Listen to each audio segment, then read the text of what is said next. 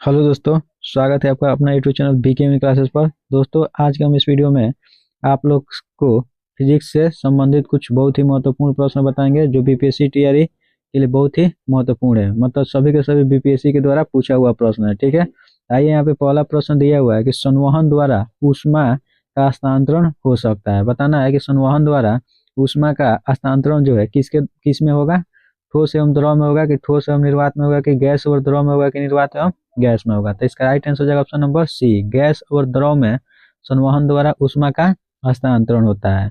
Next उसके बाद यहाँ पे प्रश्न है, 2 नंबर प्रश्न है यहाँ पे आज का दिया हुआ है कि 100 डिग्री सेंटीमीटर की वाष्प सेल्सियस की वाष्प द्वारा उत्पन्न जलन उसी ताप के पानी द्वारा उत्पन्न जलन से अधिक गंभीर होता है क्यों। तो याद रखना है, वाष्प द्वारा अधिक ऊष्मा दिया जाता है इसीलिए ऐसा होता है। नेक्स्ट उसके बाद हम लोग देखेंगे यहाँ पे प्रश्न नंबर 3 कि भाप से हाथ अधिक जलता है अपेक्षाकृत उबलते हुए जल से क्यों। ठीक है, बताना है कि भाप जो होता है उसे हाथ जो है अधिक जलता है उबलते हुए जल से अपेक्षाकृत उबलते हुए जल से। ठीक है, कहने का मतलब यह हुआ कि भाप जो होता है उसे हाथ बहुत अधिक जलता है लेकिन उबलता हुआ जल से हाथ उतना नहीं जलता। ऐसा क्यों होता है। तो याद रखना है, भाप जो होता है उसमें गुप्त ऊष्मा होता है। नेक्स्ट उसके बाद हम देखेंगे यहाँ पे कि 1 ग्राम बर्फ को 0 डिग्री सेल्सियस तापक्रम से वाष्प में 100 डिग्री सेल्सियस ताप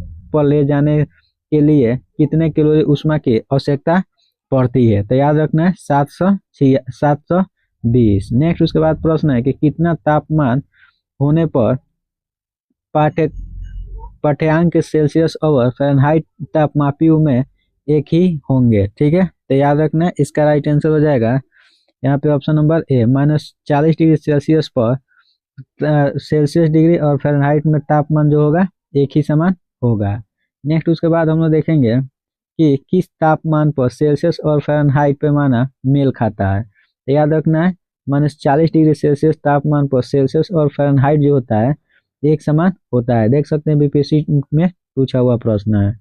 नेक्स्ट प्रश्न है कि कितने डिग्री पर सेंटीग्रेड और फ़ारेनहाइट तापक्रम समान होता है। वही प्रश्न है। ठीक है, तो याद रखना है -40 डिग्री सेल्सियस पर सेंटीग्रेड और फ़ारेनहाइट तापमान जो होता है एक समान होता है। नेक्स्ट उसके बाद हम लोग देखेंगे यहाँ पर कि किस बिंदु पर फ़ारेनहाइट तापक्रम सेंटीग्रेड तापमान का दुगुना होता है। तो याद रखना है 160 डिग्री सेल्सियस पर फ़ारेनहाइट तापक्रम सेंटीग्रेड तापक्रम के दुगुना होता है। नेक्स्ट उसके बाद प्रश्न है कि एक स्वस्थ मनुष्य के शरीर का तापमान होता है। तो याद रखना है एक स्वस्थ मनुष्य का तापमान जो होता है 37 डिग्री सेल्सियस होता है। नेक्स्ट उसके बाद प्रश्न है कि मान केल्विन मान से मानव शरीर का तापमान है। बताना है कि केल्विन मान से मानव शरीर का तापमान जो है कितना होता है। तो याद रखना 310 केल्विन मानव शरीर का सामान्य ताप होता है।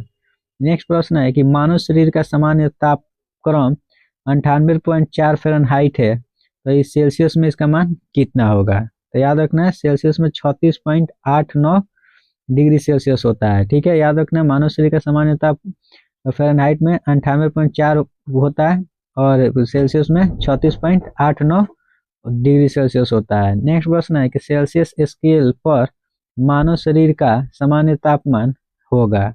याद रखना सेल्सियस स्केल पर मानव शरीर का तापमान जो होता है 36.9 डिग्री होता है। नेक्स्ट उसके बाद हम देखेंगे कि फ़ारेनहाइट पैमाना पर 200 फ़ारेनहाइट है, तो इसका सेल्सियस पैमाना कितना होगा। तो याद रखना है इसका राइट आंसर हो जाएगा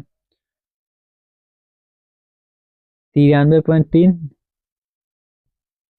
डिग्री सेल्सियस। नेक्स्ट प्रश्न है कि 40 डिग्री सेल्सियस का मान फ़ारेनहाइट स्केल में है। बताना है कि 40 डिग्री सेल्सियस का मान जो है फ़ारेनहाइट स्केल पर कितना हो जाएगा। तो याद रखना 104 डिग्री फ़ारेनहाइट।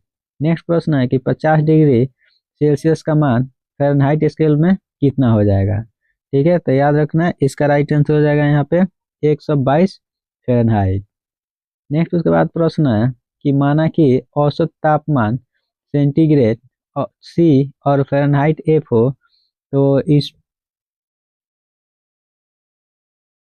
सी और एफ यदि सी और एफ का संबंध इतना हो तो इतना का मान कितना होगा। ठीक है, तो याद रखना है, इसका राइट आंसर हो जाएगा इतना। ठीक है, नेक्स्ट उसके बाद प्रश्न है कि ठंडे देशों में पारा के स्थान पर अल्कोहल को तापमापी द्रव के रूप में वरीयता दी जाती है, क्यों? तो याद रखना है, ठंडा प्रदेश में पारा के स्थान पर अल्कोहल का उपयोग करने के लिए वो वरीयता दिया जाता है, बढ़ावा दिया जाता है। तो ऐसा क्यों होता है? क्योंकि अल्कोहल का दौड़नाक जो होता है निम्न होता है। ठीक है, तो हम राइट आंसर जाएगा ऑप्शन नंबर ए है।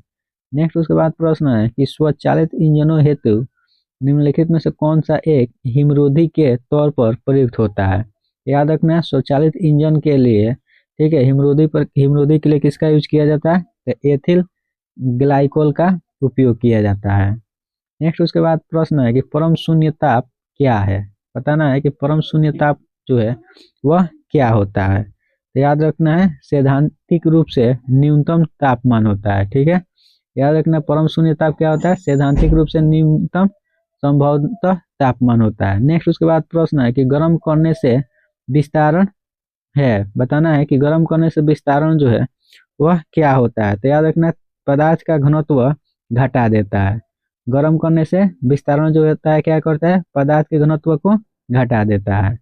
नेक्स्ट उसके बाद प्रश्न है कि जब बर्फ पिघलता है तब क्या होता है? याद रखना है, जब बर्फ पिघलता है तो क्या होता है?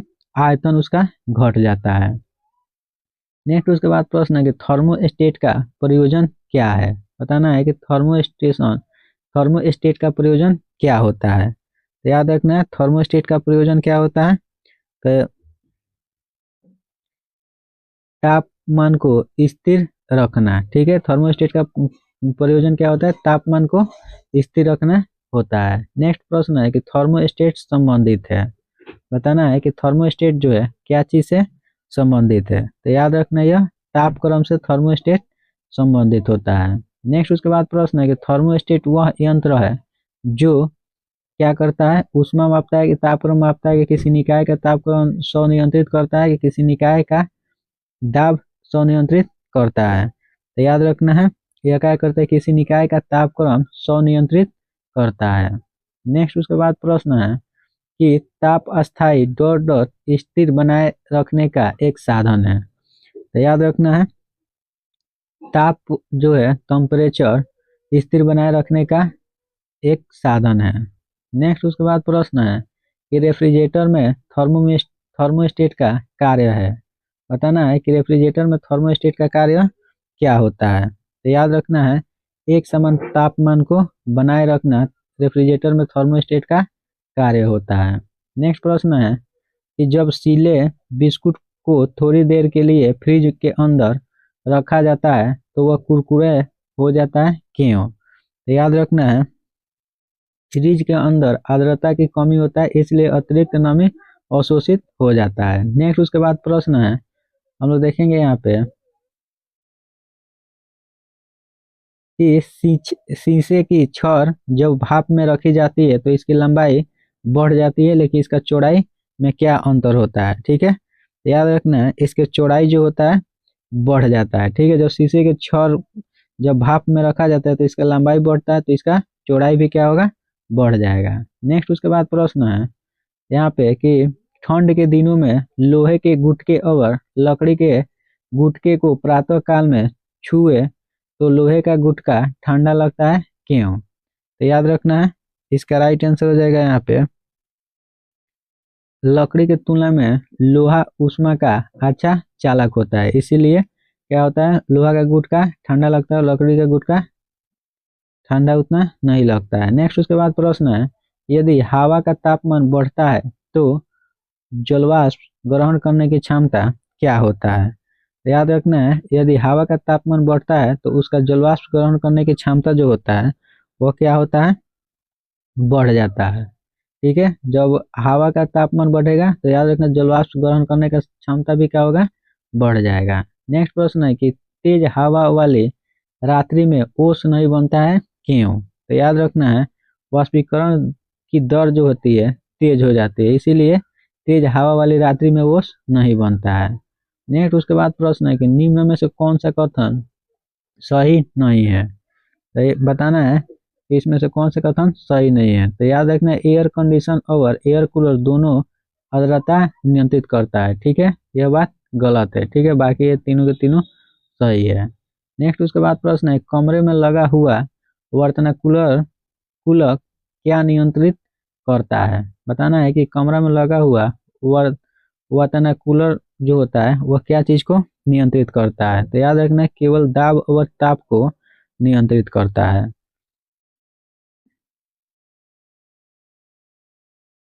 सॉरी, इसका राइट आंसर हो जाएगा यहाँ पे केवल आर्द्रता और ताप को नियंत्रित करता है, ठीक है। कमरा में लगा हुआ वातानुकूलक जो होता है केवल आर्द्रता और ताप को नियंत्रित करता है। नेक्स्ट प्रश्न है कि कमरा को ठंडा किया जा सकता है। बताना है कि कमरा जो है उसको क्या चीज से ठंडा किया जा सकता है। याद रखना है संपीड़ित गैस को छोड़ने से क्या किया जा सकता है, कमरा को ठंडा किया जा सकता है। नेक्स्ट प्रश्न है कि निम्नलिखित अवस्थाओं में से किसमें गीले कपड़े सबसे जल्दी सूख जाएंगे। तो याद रखना है 20% आर्द्रता और 60 डिग्री सेल्सियस तापक्रम रहेगा तो गीला कपड़ा जो है जल्दी सूख जाएगा। नेक्स्ट उसके बाद प्रश्न है कि जब पानी में नमक मिलाया जाता है तो निम्न में से कौन सा परिवर्तन होता है। तो याद रखना है क्वथनांक बढ़ता है और जमाव बिंदु जो है घट जाता है, ठीक है। याद रखना है जब पानी में नमक मिलाया जाता है तो क्या होता है, क्वथनांक बढ़ जाता है और जमाव बिंदु घट जाता है। नेक्स्ट प्रश्न है कि जब पानी में साधारण नमक मिलाया जाता है तो पानी के क्वथनांक बिंदु और हिमांक बिंदु पर क्या प्रभाव पड़ता है। तो याद रखना है पहले बढ़ता है और फिर घटता है, ठीक है। याद रखना है पानी में साधारण नमक मिलाया जाता है तो क्वथनांक जो है क्या होगा, बढ़ेगा, हिमांक जो है घट जाएगा। नेक्स्ट उसके बाद प्रश्न है यहाँ पे कि थर्मस बोतल में पेय पदार्थ को कुछ समय तक उसी ताप पर रखने के लिए उसकी दीवारों पर निम्न परत लगाई जाती है। तो याद रखना है रजत का परत जो है थर्मस बोतल में, ठीक है, क्या किया जाता है, उसी ताप को बनाए रखने के लिए उसके परत पर रजत परत लगाया जाता है। नेक्स्ट प्रश्न है कि थर्मस फ्लास्क में लंबे समय तक तरल गर्म या ठंडा रहता है क्योंकि ऊष्मा की कोई हानि अथवा प्राप्ति नहीं होता है, ठीक है। तो याद रखना है संचालन और संवहन एवं विकिरण ये दोनों का नहीं होता है। नेक्स्ट उसके बाद प्रश्न है कि श्वेत वस्त्र काले वस्त्र की अपेक्षा ठंड होते हैं क्यों। तो याद रखना है इसका राइट आंसर हो जाएगा वे संपूर्ण प्रकाश को परिवर्तित कर लेता है, ठीक है। श्वेत श्वेत प्रकाश वस्त्र जो होता है वह सभी प्रकाश को क्या कर लेता है, परिवर्तित कर देता है। नेक्स्ट उसके बाद प्रश्न है कि पसीना का मुख्य उपयोग है। बताना है कि पसीना जो है उसका मुख्य उपयोग क्या होता है। तो याद रखना है पसीना का मुख्य उपयोग जो है शरीर के तापमान को नियंत्रित रखना होता है। नेक्स्ट प्रश्न है कि शरीर की सतह से पसीना बहना मतलब स्वेदन द्वारा जल की हानि निर्भर करती है। तो याद रखना है केवल वातावरण के तापमान पर और केवल वातावरण के नमी पर, ठीक है। इसका राइट आंसर है दोनों, ठीक है। शरीर के सतह से पसीना आना वातावरण के ताप और नमी पर निर्भर करता है। नेक्स्ट प्रश्न है कि गर्म मौसम में पंखा चलाने से आराम महसूस होता है क्यों। तो याद रखना है गर्म मौसम में पंखा चलाने से आराम क्यों महसूस होता है, क्योंकि हमारा पसीना जो है तेजी से वाष्पीकृत हो जाता है। नेक्स्ट उसके बाद प्रश्न है कि मिट्टी के घड़े में किस क्रिया के कारण जल ठंडा रहता है। तो याद रखना है वाष्पीकरण के कारण मिट्टी के घड़ा जो होता है उसमें जल ठंडा रहता है। नेक्स्ट उसके बाद प्रश्न है कि एक विशेष दिन समय में चूरू में 48 डिग्री सेल्सियस व शिमला में 24 डिग्री सेल्सियस तापमान था। सभी रूपों में समान धातु के 2 प्याले में पानी चूरू में 95 डिग्री सेल्सियस और शिमला में 71 डिग्री सेल्सियस पर रखा गया है।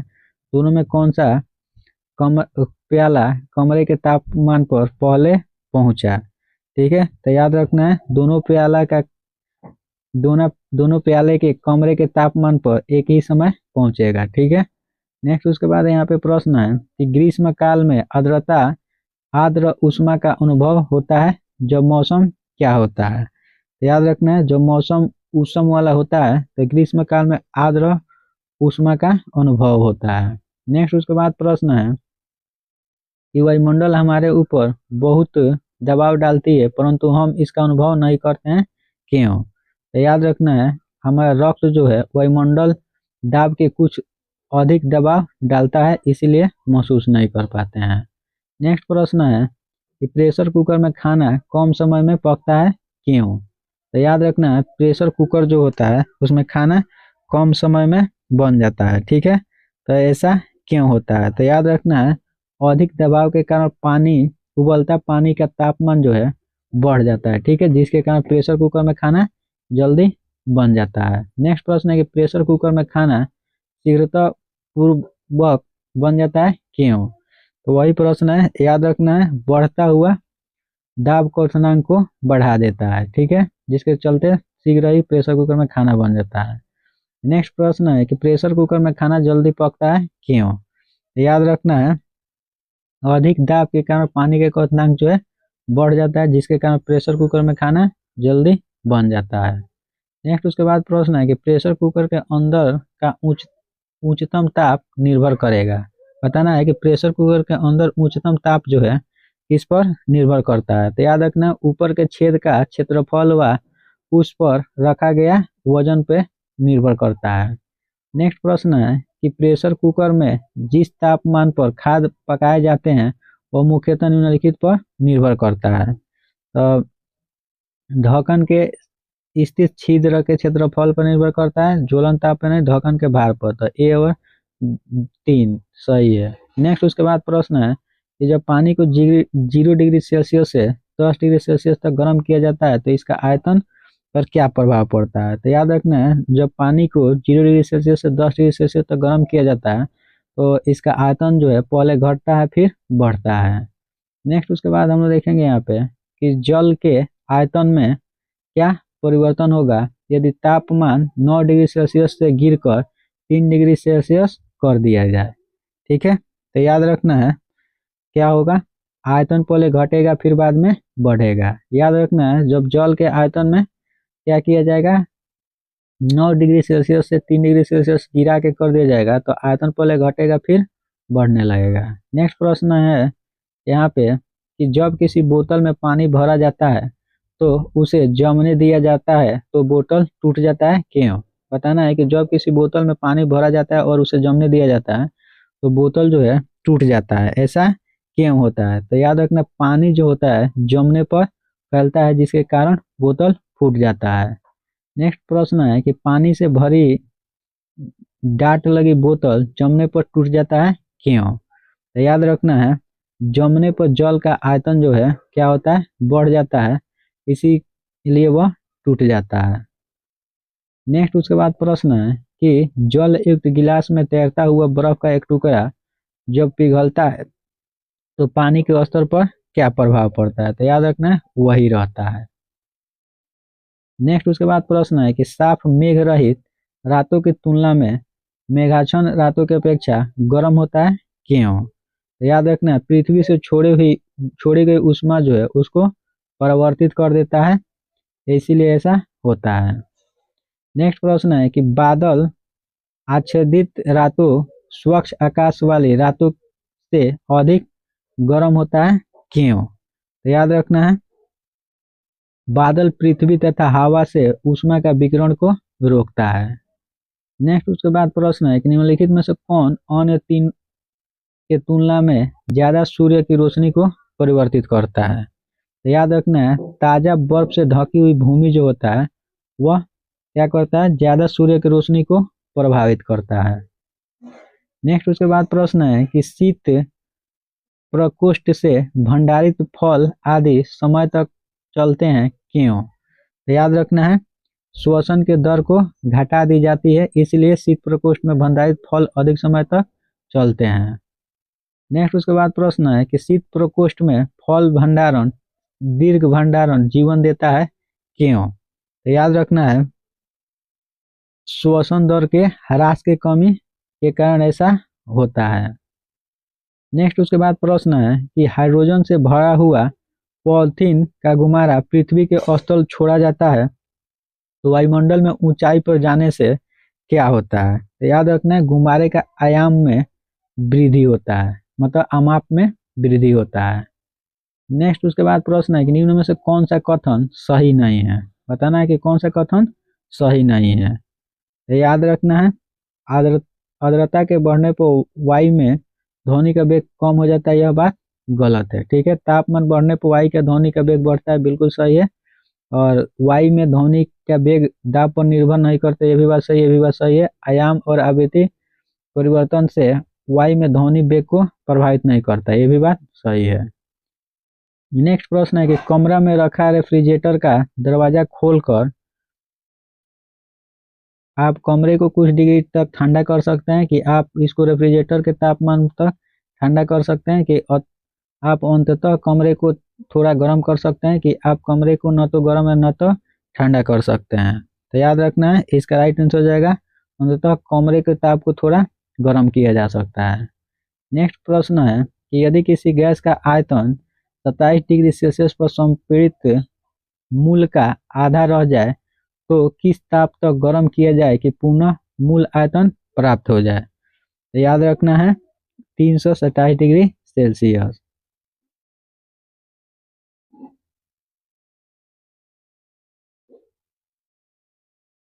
नेक्स्ट उसके बाद हम लोग देखेंगे यहाँ पे प्रश्न कि निम्न में से कौन सी यांत्रिक तरंग है।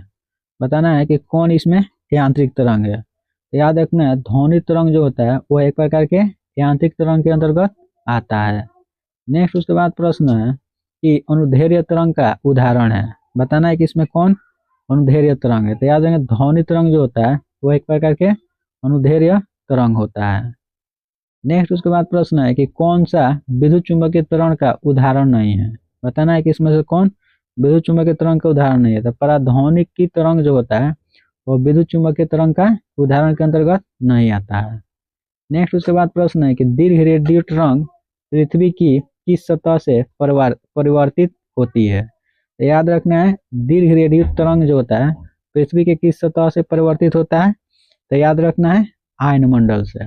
दीर्घ रेडियो तरंग जो है आयनमंडल से परिवर्तित होता है। नेक्स्ट प्रश्न है कि बेतार के तार का संपर्क पृथ्वी के धरातल को परिवर्तित किया जाता है। तो याद रखना है किसके द्वारा किया जाता है, आयनोस्फीयर के द्वारा बेतार के तार के संपर्क को पृथ्वी के धरातल से परिवर्तित किया जाता है। नेक्स्ट प्रश्न है कि रेडियो तरंग के विक्षेपण के लिए वायुमंडल में निम्नलिखित स्तर में से कौन सा स्तर उत्तरदायी है। तो याद रखना है आयनमंडल जो है रेडियो तरंग के लिए उत्तरदायी होता है। नेक्स्ट उसके बाद हम लोग देखेंगे यहाँ प्रश्न कि कौन सी तरंग शून्य के संचारण नहीं कर सकती है। बताना है कि कौन सा तरंग है जो शून्य के संचारण को नहीं कर सकती है। तो याद रखना है ध्वनि जो है इसका राइट आंसर हो जाएगा। नेक्स्ट प्रश्न है कि कौशिकी किरण के संबंध में निम्न में से कौन सा कथन सही नहीं है। तो याद रखना है इसका राइट आंसर हो जाएगा ऑप्शन नंबर ए, वे विद्युत तरंग होता है, यह बात गलत है। नेक्स्ट उसके बाद प्रश्न है कि पारा उच्च आवृत्ति के तरंग साधारणतः संचारित की जाती है। तो याद रखना है आंतरिक तरंगों के रूप में पारा जो है उच्च आवृत्ति के तरंगों को संचारित किया जाता है। नेक्स्ट उसके बाद प्रश्न है कि दो उत्तरोत्तर श्रृंग अथवा दो उत्तरोत्तर गर्त के बीच की दूरी को क्या कहा जाता है। तो याद रखना है तरंगदैर्घ्य मतलब वेवलेंथ कहते हैं लोग। नेक्स्ट प्रश्न है कि विद्युत चुंबकीय तरंग का वेग होता है। बताना है कि विद्युत चुंबकीय तरंग का वेग जो होता है कितना होता है, 3×10⁸ मीटर प्रति सेकेंड होता है। नेक्स्ट प्रश्न है कि क्रिस्टल की संरचना जानने के लिए किसको प्रयोग में लाया जाता है। तो याद रखना है एक्स किरणों का उपयोग जो है क्रिस्टल की संरचना जानने के लिए प्रयोग किया जाता है। नेक्स्ट प्रश्न है कि एक रडार जो शत्रु के वायुयान की उपस्थिति का पता लगाता है उसका प्रयोग किया जाता है। तो याद रखना है रेडियो तरंग के रूप में उसका प्रयोग किया जाता है। नेक्स्ट प्रश्न है कि जब समताप मंडल में ओजोन का अवक्षय होता है तो पृथ्वी के धरातल पर पतित विकिरण की तरंगदैर्घ्य कितना होता है। तो याद रखना है 10⁻⁻7 मीटर होता है। नेक्स्ट प्रश्न है कि निम्नलिखित में से किस एक प्रकार के तरंग का प्रयोग रात्रि दृष्टि उपकरण में किया जाता है। तो याद रखना अवरक्त तरंग जो है उसका उपयोग रात्रि दृष्टि के उपकरण में किया जाता है। नेक्स्ट प्रश्न है कि माइक्रोवेव में विद्युत चुम्बकीय तरंग होती है जिसकी सीमा आवृत्ति होती है। याद रखना है 1 गीगाहर्ट्ज से 300 गीगाहर्ट्ज तक ले माइक्रोवेव में विद्युत चुम्बकीय तरंग की आवृत्ति होती है। नेक्स्ट उसके बाद प्रश्न है कि दूर संचार के लिए प्रयुक्त तरंग है। बताना है कि दूर संचार के लिए किस तरंग का प्रयोग किया जाता है। तो याद रखना है माइक्रोवेव का प्रयोग किया जाता है। नेक्स्ट उसके बाद प्रश्न है कि एफएम प्रसारण सेवा में प्रयुक्त होने वाले आवृत्ति बैंड का परास होता है। तो याद रखना है 88 से लेके 108 मेगाहर्ट्ज के मध्य में होता है। नेक्स्ट उसके बाद प्रश्न है कि आंतों के रोगों के निदान में किस किरण का उपयोग किया जाता है। तो याद रखना है आंत के रोग के निदान के लिए हम लोग क्या करते हैं, एक्स किरण का उपयोग करते हैं लोग। नेक्स्ट उसके बाद यहाँ पे प्रश्न है कि सीटी स्कैन करने में प्रयोग लाया जाता है। बताना है कि सीटी स्कैन करने में प्रयोग में किसको लाया जाता है। तो याद रखना है इसका राइट आंसर हो जाएगा एक्स किरण। सीटी स्कैन करने में एक्स किरणों का उपयोग किया जाता है। तो दोस्तों अगर ये वीडियो आप लोगों को अच्छा लगा है तो प्लीज़ हमारे बीके यूनिक क्लासेस को सब्सक्राइब कर लीजिए और इस वीडियो को लाइक कीजिए और अपने दोस्तों के पास इसे शेयर कीजिए। मिलते हैं ऐसे ही वीडियो को लेकर। हेलो दोस्तों, स्वागत है आपका अपने YouTube channel BK unique classes पर। दोस्तों आज के हम इस वीडियो में आप लोग को फिजिक्स से बीपीएससी यूपीएससी में अभी तक जो भी प्रश्न पूछा हुआ है सभी के सभी प्रश्नों को एक एक करके देखेंगे। तो आइए चालू करते हैं। यहाँ पे आज का पहला प्रश्न दिया हुआ है कि वर्षा के बूंद गोलाकार आकृति का कारण है। देख सकते हैं बीपीएससी के द्वारा पूछा हुआ प्रश्न है कि वर्षा के बूंद जो है गोलाकार किसके कारण होता है। तो याद रखना पृष्ठ तनाव के कारण वर्षा का बूंद जो होता है वह गोलाकार होता है।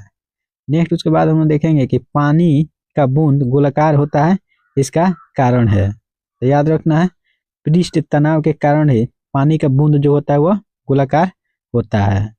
नेक्स्ट उसके बाद हम देखेंगे कि वर्षा के बूंद गोलाकार होता है। देख सकते हैं यूपीपीसीएस में पूछा हुआ प्रश्न है। तो याद रखना वर्षा के बूंद जो होता है गोलाकार क्यों होता है। तो याद रखना जल में पृष्ठ तनाव होता है जिसके कारण वर्षा के बूंद जो होता है वह गोलाकार होता है। नेक्स्ट उसके बाद हम लोग देखेंगे यहाँ पे कि द्रव बूंद की संकुचित होकर न्यूनतम क्षेत्र घेरने के प्रवृत्ति का कारण होता है। तो याद रखना है पृष्ठ तनाव के कारण ही द्रव बूंद की संकुचित होकर न्यूनतम क्षेत्र घेरना का प्रवृत्ति होता है। नेक्स्ट उसके बाद प्रश्न है कि नैनो द्रव्यों का सर्वाधिक महत्वपूर्ण गुण होता है। बताना है कि नैनो द्रव्य जो होता है उसका सर्वाधिक महत्वपूर्ण गुण क्या होता है। तो याद रखना है घर्षण। नेक्स्ट उसके बाद हम देखेंगे कि तेल जल के तल पर फैल जाता है क्यों।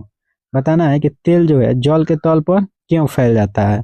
तो याद रखना है तेल का तल जो होता है उसका तनाव पानी से कम होता है जिसके कारण तेल जो है जल पर फैल जाता है। नेक्स्ट उसके बाद हम देखेंगे कि मिट्टी का तेल पानी के ऊपर इसलिए तैरता है क्योंकि याद रखना है क्योंकि उसका घनत्व पानी के घनत्व से कम होता है जिसके कारण मिट्टी का तेल जो है पानी के ऊपर तैर सकता है। नेक्स्ट उसके बाद प्रश्न है यूपीपीसीएस में पूछा हुआ प्रश्न है, ठीक है, कि साबुन के बुलबुला के अंदर का दाब क्या होता है। ठीक है, तो याद रखना है वायुमंडलीय दाब से अधिक होता है। ये बात आपको याद रखना है कि साबुन के बुलबुला के अंदर का दाब जो होता है वायुमंडलीय दाब से अधिक होता है। नेक्स्ट उसके बाद प्रश्न है यहाँ पे कि यदि साबुन के दो भिन्न भिन्न व्यास के बुलबुले को एक नली द्वारा एक दूसरे के संपर्क में लाया जाता है तो क्या घटित होगा। तो याद रखना छोटा बुलबुला और छोटा व बड़ा बुलबुला और बड़ा बुलबुला हो जाएगा, मतलब छोटा बुलबुला छोटा होगा और बड़ा बुलबुला बड़ा हो जाएगा। नेक्स्ट उसके बाद प्रश्न है कि जब किसी साबुन के बुलबुले को आवेशित किया जाता है तो क्या घटित होता है। तो याद रखना है त्रिज्या जो होता है वह बढ़ जाता है। नेक्स्ट उसके बाद प्रश्न है कि एक ही पदार्थ से बने 4 तार जिसकी विमाएं नीचे दी गई है अलग अलग बार की एक भार से खींचे जाते हैं तो उनमें किस एक में अधिकतम तरंगदैर्घ्य की वृद्धि होता है। तो याद रखना है 3 मीटर लंबी और 1.5 mm वाला तार के तरंगदैर्घ्य जो होगा अधिक होगा। नेक्स्ट उसके बाद प्रश्न है कि निम्नलिखित में से किस एक के लिए केशिकत्व एकमात्र कारण नहीं है। तो याद रखना है पौधा की जड़ से जल का इसके संपूर्ण पर्ण समूह की ओर बढ़ना जो है इसका कारण नहीं है। नेक्स्ट उसके बाद प्रश्न है कि बत्ती वाले स्टोव में केरोसिन के बत्ती के ऊपर चढ़ने का कारण है। बताना है कि बत्ती वाला जो स्टोव होता है उसमें केरोसिन तेल जो होता है बत्ती में ऊपर चढ़ने का क्या कारण है, मतलब क्यों चढ़ता है। तो याद रखना पृष्ठ तनाव के कारण तेल ऊपर चढ़ता है।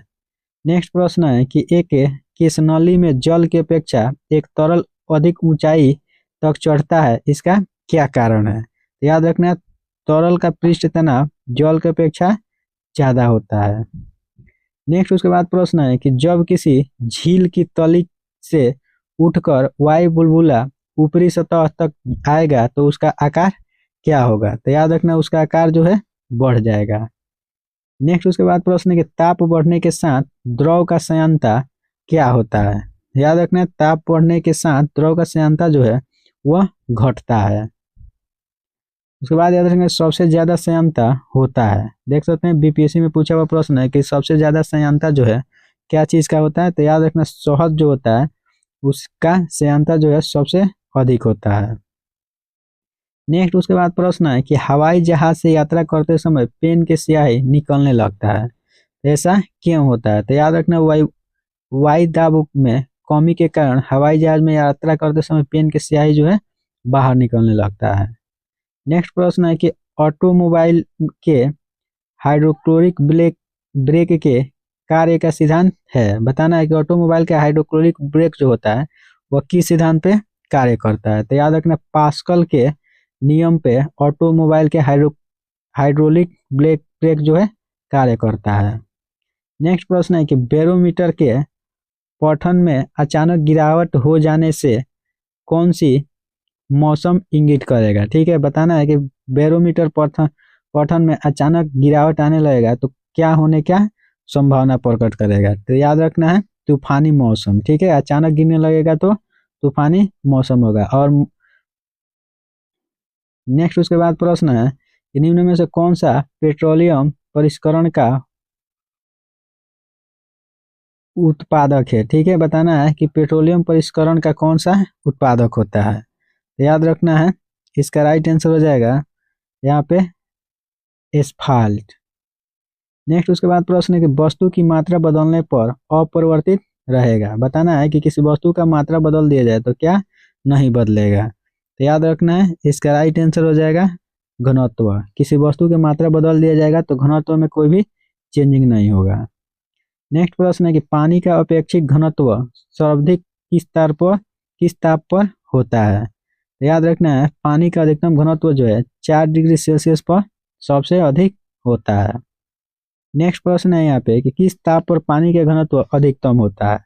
देख सकते हैं यह कितना बार एग्जाम में पूछा हुआ है। बीपीएससी 1998, बीपीएससी 1999 में भी पूछा है, यूपी पीसीएस 2008 में भी पूछा है। तो याद रखना है किस ताप पर पानी का घनत्व जो है सबसे अधिक होता है। तो याद रखना है 4 डिग्री सेल्सियस ताप पर पानी जो है उसका घनत्व सबसे अधिक होता है।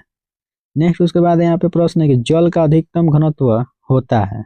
बताना है कि किस पर जल का घनत्व सबसे अधिक होता है। तो याद रखना 277 केल्विन ताप पर जल का घनत्व जो होता है सबसे अधिक देखने को मिलता है।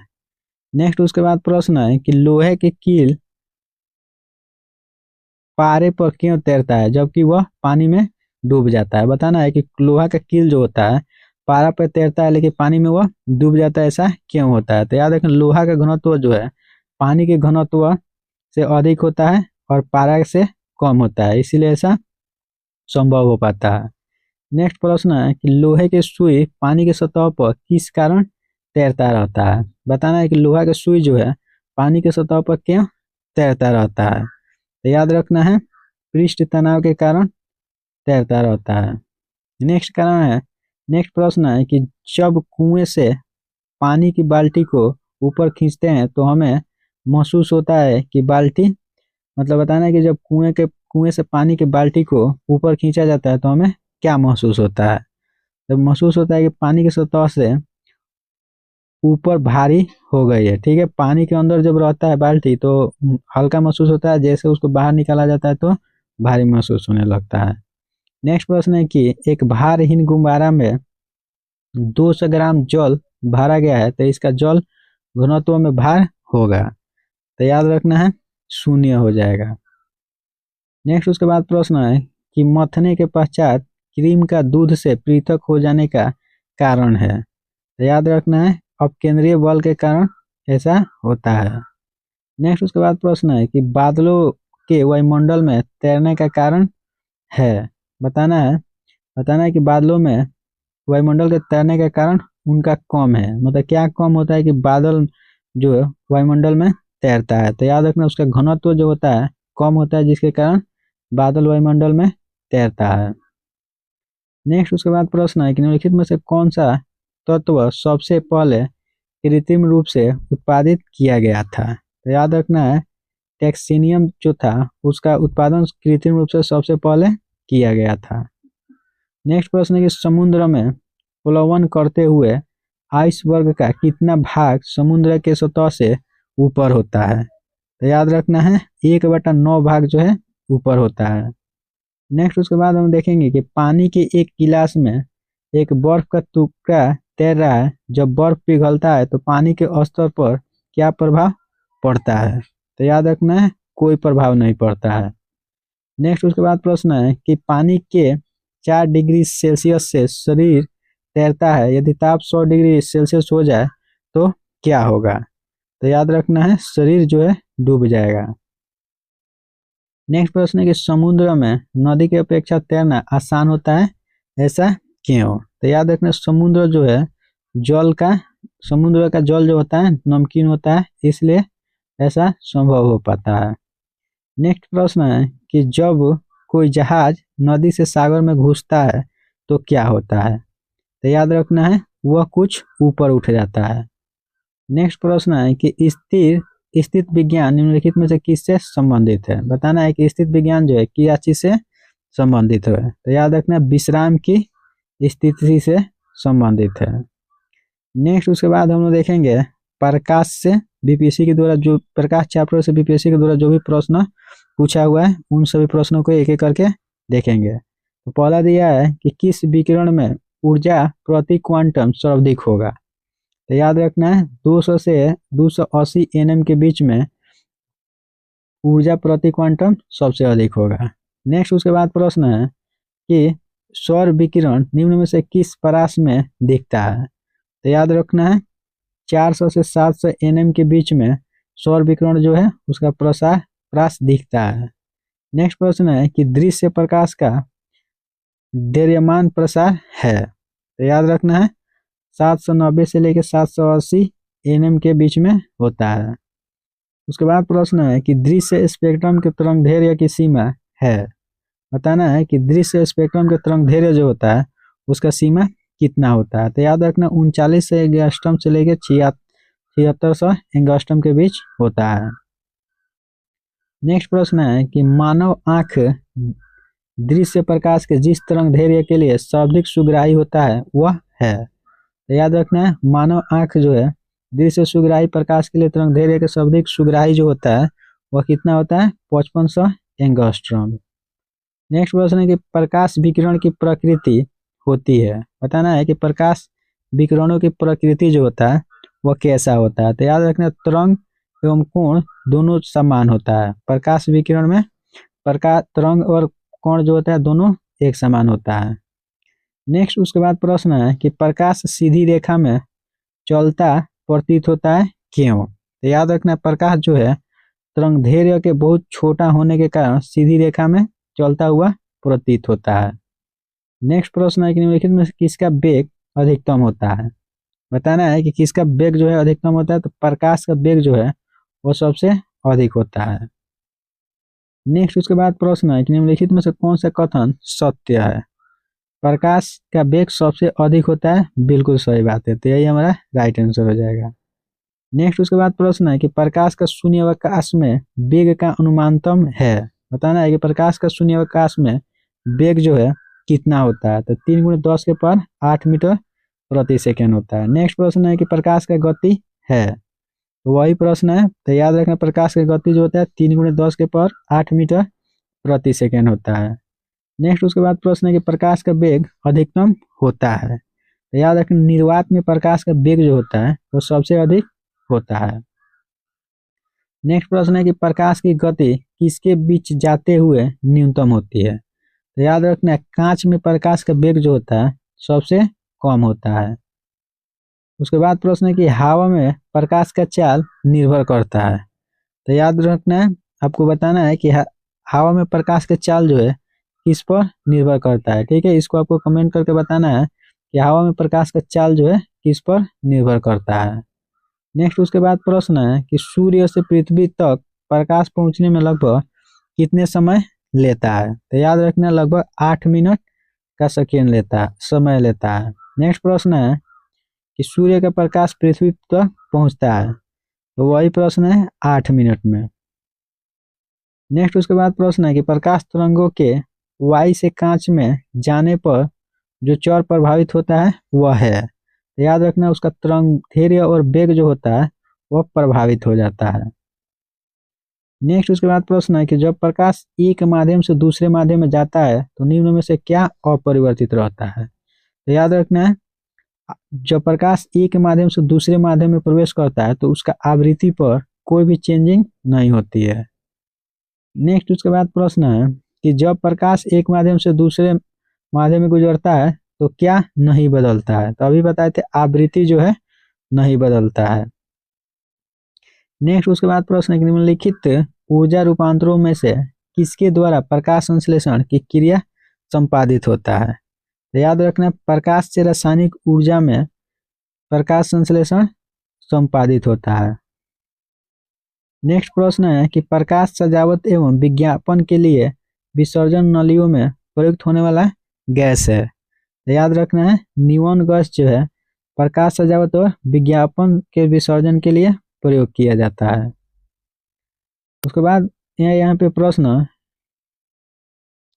कि साबुन के पतले झाग में चमकदार रंगों का बनना किस घटना के कारण होता है। तो याद रखना है बहुलिक परिवर्तन तथा व्यक्तिकरण के कारण ऐसा संभव होता है। नेक्स्ट उसके बाद प्रश्न है कि पूर्ण आंतरिक परिवर्तन होता है जब प्रकाश जो है किस में से जाता है। ठीक है, तो याद रखना है हीरा से कांच में प्रकाश जब जाता है तो पूर्ण आंतरिक परिवर्तन देखने को मिलता है। नेक्स्ट उसके बाद प्रश्न है कि प्रकाश तंतु जिस सिद्धांत पर काम करता है वह है। तो याद रखना प्रकाश तंतु जो है पूर्ण आंतरिक परिवर्तन पर कार्य करता है। नेक्स्ट उसके बाद प्रश्न है कि जब प्रकाश का ऑप्टिकल फाइबर में संचरण निम्न घटनाओं के अनुप्रयोग द्वारा किया जाता है। तो याद रखना पूर्ण आंतरिक परिवर्तन के द्वारा किया जाता है। उसके बाद प्रश्न है कि निम्न में से किस परिघटना का उपयोग ऑप्टिकल फाइबर में किया जाता है। याद रखना ऑप्टिकल फाइबर में पूर्ण आंतरिक परिवर्तन का उपयोग किया जाता है। उसके बाद नेक्स्ट हम लोग देखेंगे यहाँ पे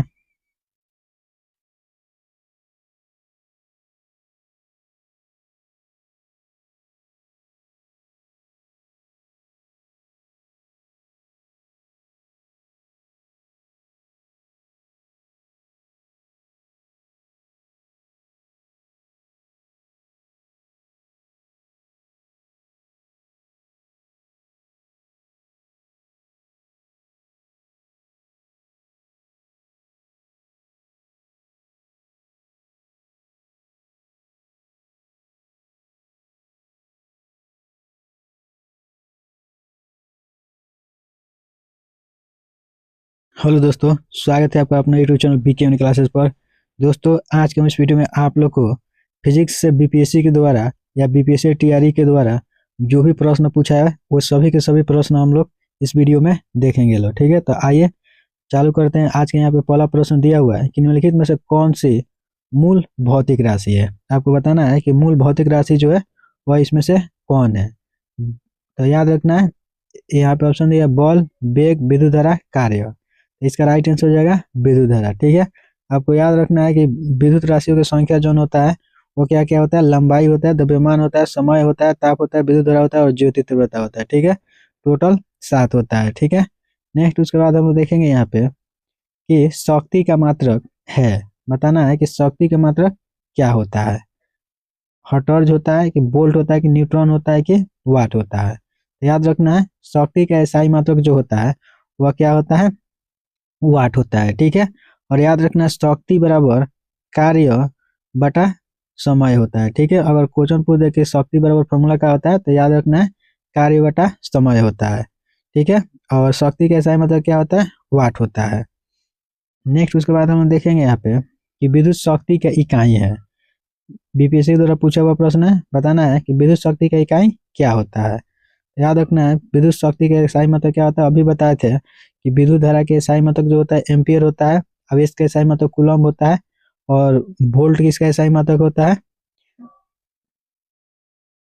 तो यहाँ पे दिया है शक्ति, शक्ति का एसआई मतलब हो जाएगा वाट। नेक्स्ट उसके बाद हम देखेंगे कि बल का एसआई मात्रक होता है। ठीक है, तो याद रखना है बल जो होता है उसका एसआई मात्रक क्या होता है, तो याद रखना बल का एसआई मात्रक न्यूटन होता है। और इसका सीजीएस मात्रक जो होता है, बल का सीजीएस मात्रक अगर पूछे एग्जाम में क्या होता है तो याद रखना बल का सीजीएस मात्रक डाइन होता है। और याद रखना है बल बराबर फॉर्मूला जो होता है द्रव्यमान बता द्रव्यमान इंटू त्वरण होता है, मतलब द्रव्यमान गुणे त्वरण होता है। नेक्स्ट उसके बाद हम देखेंगे यहाँ पे कि कार्य का मात्रक है, बताना है कि कार्य जो होता है उसका एसआई मात्रक क्या होता है, तो याद रखना है कार्य का एसआई मात्रक जूल होता है। ठीक है, नेक्स्ट उसके बाद हम देखेंगे कि आवृत्ति को मापा जाता है, बताना है कि आवृत्ति जो है उसको हम लोग किस में मापते हैं लोग, तो याद रखना आवृत्ति को हर्ट्ज में मापा जाता है। ठीक है, और याद रखना है सामान्य मनुष्य का जो आवृत्ति होता है वो लगभग 20 हर्ट्ज से लेकर 20,000 हर्ट्ज के बीच में होता है। ठीक है, क्वेश्चन पूछ सकता है कि सामान्य मनुष्य का आवृत्ति जो होता है, आवृत्ति का ध्वनि वह कितना मतलब सुनने में सक्षम रहता है, तो याद रखना है 20 हर्ट्ज से लेके 20,000 हर्ट्ज तक सुन सकता है। नेक्स्ट उसके बाद हम देखेंगे यहाँ पे 7 नंबर प्रश्न कि हर्ट्ज में क्या मापा जाता है, बताना है कि हर्ट्ज में क्या मापा जाता है, तो याद रखना आवृत्ति को ही हर्ट्ज में मापा जाता है। नेक्स्ट उसके बाद हम देखेंगे यहाँ पे 8 नंबर प्रश्न कि चालक की विद्युत प्रतिरोधकता के इकाई है, बताना है कि चालक की विद्युत प्रतिरोधकता का एसआई मात्रक जो होता है क्या होता है, तो याद रखना है ओम मीटर जो होता है विद्युत प्रतिरोधकता का एसआई मात्रक होता है। ठीक है, नेक्स्ट उसके बाद हम देखेंगे यहाँ पे कि ओम मीटर किसका मात्रक होता है, अभी हम बोले थे। ठीक है, बताना है कि ओम मीटर किसका मात्रक होता है, तो याद रखना है प्रतिरोधकता जो होता है उसका एसआई मात्रक ओम मीटर होता है।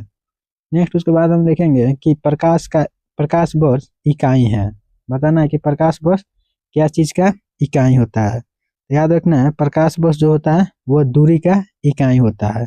और याद रखना है एक प्रकाश वर्ष बराबर 9.46 गुणे 10 के पावर 15 मीटर होता है। ठीक है, ये भी बात याद रखना है कि प्रकाश वर्ष जो होता है किसका एसआई मात्रक होता है, दूरी का। ठीक है, और कोई पूछे कि एक प्रकाश वर्ष बराबर कितना होता है तो 9.46 गुणे 10 के पावर माइनस नहीं 15 मीटर होता है।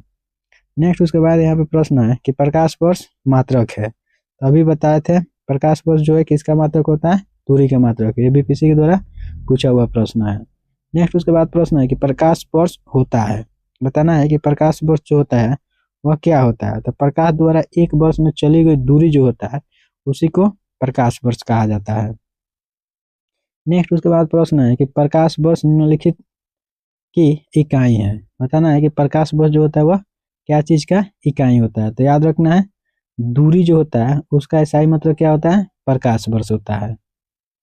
नेक्स्ट उसके बाद प्रश्न है कि प्रकाश वर्ष मात्रक है, बताना है कि प्रकाश वर्ष जो है किसका मात्रक है, तो याद रखना है प्रकाश वर्ष जो है वह दूरी का मात्रक है। जो भी प्रश्न बार बार रिपीट हो रहा है समझ लीजिए कि बार बार एग्जाम में आया हुआ है। ठीक है, प्रकाश वर्ष का मात्रक जो है क्या होता है, दूरी होता है, दूरी का प्रकाश वर्ष मात्रक होता है। नेक्स्ट प्रश्न है कि प्रकाश वर्ष है, बताना है कि प्रकाश वर्ष जो है वह क्या है, तो याद रखना है वह दूरी जो प्रकाश एक वर्ष में तय करता है उसी को प्रकाश वर्ष कहा जाता है। नेक्स्ट उसके बाद हम देखेंगे यहाँ पे 16 नंबर प्रश्न कि खगोलीय दूरी आकाश वर्ष में मापे जाने का कारण निम्नलिखित में से कौन है, याद रखना है प्रकाश की गति सदैव एक समान होता है। ठीक है, उसी को हम लोग प्रकाश वर्ष कहते हैं लोग। नेक्स्ट उसके बाद प्रश्न है कि एक पारसेक तारों संबंधित दूरियां मापने का मात्रक बराबर होता है, याद रखना है 1 पारसेक बराबर क्या होता है 3.25 प्रकाश वर्ष होता है। तो हमारा right answer option number B. Next प्रश्न है कि पारसेक मात्रक है। बताना है कि पारसेक जो है वो क्या चीज का मात्रक है। याद रखना पारसेक क्या चीज का मात्रक होता है, दूरी का मात्रक होता है। और याद रखना है क्वेश्चन पूछेगा कि एक प्रकाश वर्ष 1 पारसेक बराबर कितना होता है। तो याद रखना है 3 × 10⁻16 मीटर होता है। ठीक है, क्वेश्चन पूछेगा कि पारसेक किसका मात्रक है, तो याद रखना है दूरी का मात्रक होता है। और पूछेगा कि 1 पारसेक बराबर कितना होता है, तो याद रखना है 3 × 10⁻16 मीटर। नेक्स्ट उसके बाद प्रश्न है कि माप की कौन सी इकाई को 0.39 गुना करने पर इंच प्राप्त होता है। तो याद रखना है सेंटीमीटर को 0.39 से गुणा करने पर 1 इंच प्राप्त होता है। नेक्स्ट उसके बाद हम लोग देखेंगे कि 6 फीट लंबे व्यक्ति की ऊंचाई नैनोमीटर में कैसे व्यक्त की जाएगी। तो याद रखना है 183 × 10⁻7 नैनोमीटर लेंगे तो अब जाके 6 फीट व्यक्ति वाला का ऊंचाई नैनोमीटर में व्यक्त होगा। नेक्स्ट उसके बाद प्रश्न है यहाँ पे कि 1 नैनोमीटर बराबर होता है। बताना है कि 1 नैनोमीटर बराबर कितना होता है। याद रखना है 1 नैनोमीटर बराबर 10⁻⁻7 सेंटीमीटर होता है।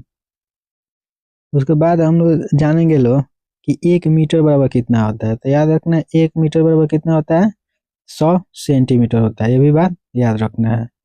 नेक्स्ट उसके बाद हम देखेंगे यहाँ पे कि 1 नैनोमीटर बराबर कितना होता है। बताना है कि 1 नैनोमीटर बराबर कितना होता है। तो याद रखना है 10⁻⁻9 मीटर जो होता है वह 1 नैनोमीटर के बराबर होता है। उसके बाद यहाँ पे प्रश्न दिया हुआ है कि एम्पियर मापने की इकाई है। बताना है कि एम्पियर मापने की इकाई जो होता है वह क्या होता है। तो याद रखना विद्युत धारा का एसआई मात्रक जो है वह एम्पियर होता है। और ओम जो होता है, ओम का एसआई मात्रक क्या होता है, प्रतिरोध होता है। ठीक है, और नेक्स्ट यहाँ पे हम लोग देखेंगे उसके बाद प्रश्न कि मेगावाट बिजली के मापने की इकाई है। बताना है कि मेगावाट बिजली के मापने की इकाई जो है वह क्या है। तो याद रखना है उत्पादित की जाती है। ठीक है, मेगावाट बिजली मापने की इकाई जो है क्या होता है, जो बिजली उत्पादित किया जाता है उसी को हम लोग मेगावाट में मापते हैं लोग। नेक्स्ट उसके बाद प्रश्न है यहाँ पे मिलान करने वाला प्रश्न दिया हुआ है कि सूची ए को सूची बी से क्या करना है, मिलाना है। तो बताना है यहाँ पे पहला दिया हुआ है त्वरण। बताना है कि त्वरण जो होता है वह किसका मतलब त्वरण का इकाई मतलब क्या होता है, मीटर प्रति सेकेंड होता है।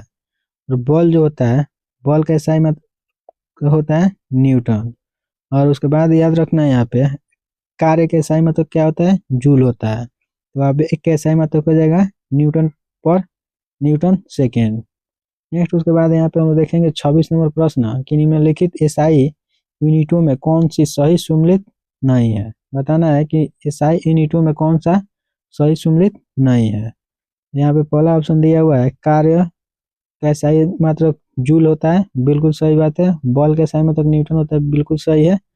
यहाँ पे नेक्स्ट दिया है दाब, दाब का एसआई मात्रक डाइन होता है, यह बात गलत है। यहाँ पे द्रव्यमान का एसआई मात्रक किलोग्राम होता है, तो ये सम्मिलित नहीं है। नेक्स्ट उसके बाद हम देखेंगे कि निम्नलिखित में से किस राशि का मात्रक नहीं है।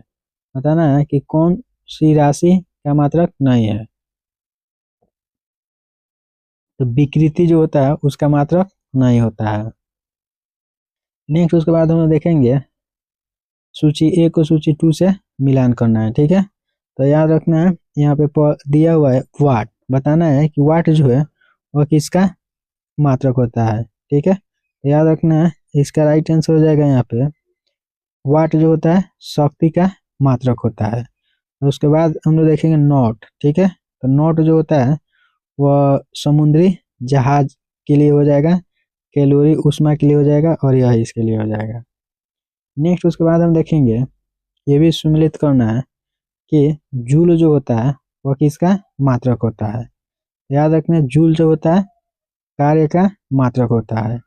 और उसके बाद याद रखना है यहाँ पे एम्पीयर जो होता है विद्युत धारा का एसआई मात्रक होता है। और वाट जो वोल्ट जो होता है विभवांतर का होता है, कार्य का हो जाएगा मतलब सामर्थ्य मतलब कार्य का वाट हो जाएगा, कैलोरी के ऊष्मा हो जाएगा। नेक्स्ट उसके बाद हम लोग देखेंगे कि निम्नलिखित में से कौन सुमेलित नहीं है। बताना है कि इसमें से कौन है जो सुमेलित नहीं है। वो नॉट जो होता है जहाज की चाल को मापता है, बिल्कुल सही बात है। नॉटिकल मील नौ संचारों में प्रयुक्त इकाई को मापता है, ये भी सही है। एंगस्ट्रॉम जो होता है प्रकाश की तरंग दैर्घ्य को मापता है।